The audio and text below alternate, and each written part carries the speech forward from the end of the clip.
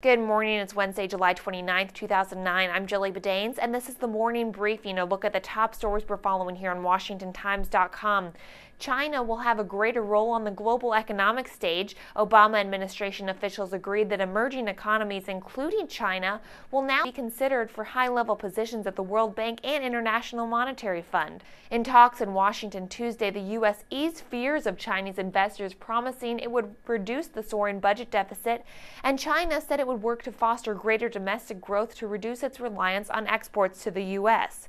Afghanistan is preparing for presidential elections at the end of August, but with the recent uptick in violence, will an Afghan-led security plan be enough to safeguard voters at the 7,000 polling stations across the country?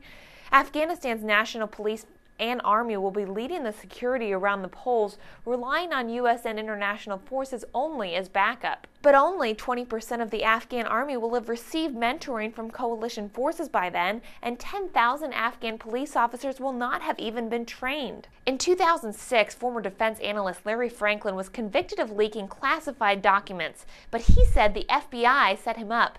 Now, for the first time, he's speaking out and talking exclusively to the Washington Times. He tells us that he originally did talk to the pro-Israel lobby AIPAC and news media in 2003 because he feared the U.S. was making a bad decision to go into Iraq without a real policy on Iran.